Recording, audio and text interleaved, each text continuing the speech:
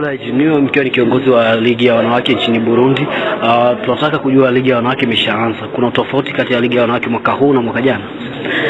Ndio rawazia hapa na utofauti, maana katika 2018 na hivyo 2019 pana utofauti, maana 2018 palionekana itirafu fulani kutokana na pesa ambazo za kwanza shampera zao, ila hivi tumeweza kuongeza kiwango cha pesa ili waweze kujiandaa vizuri. 2018 ilionekana milioni 3 kwa hiyo timu ya ligi kuu. Hivi sasa tumeomba ikawa milioni 5 ili waweze kujiandaa vizuri, na ndio maana na timu kwa sasa zimeweza kuongezeka. 2018 zilikuwa timu 8, kwa sasa hivi ni timu 10. Ligi ya wanawake nchini Burundi kuna wakati inakuwa ndefu na wakati inasimama, wakati inaongezeka. Ile ilikuwa inatokea na nini, na huu mwaka itatokea?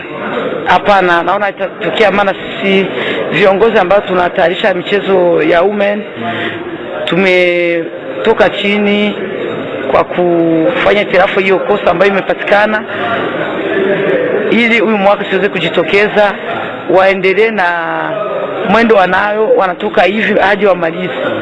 Lazima palikuwa tumefanya itirafu fulani kusema tuirahishe sehemu palionekana vibaya, tuparudie pawe vizuri.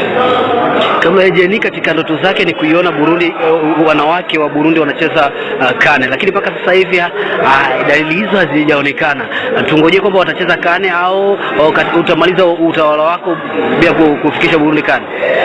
Mimi kama vile mpo kamata hii commission ya football feminine, kitu ambacho nimeweza kujitia kwanza, nimeweza kujipatia, nasema wakati na kamata palikuwa hakuna timu ya taifa hata moja.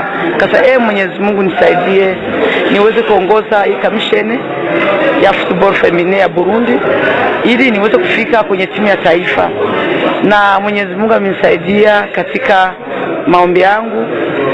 Nimeona kuwa vimepatikana timu mbili za taifa wenye umri wa miaka 17 na umri wa 20, au wote ambao tuna timu mbili hapa katika nchi ya Burundi.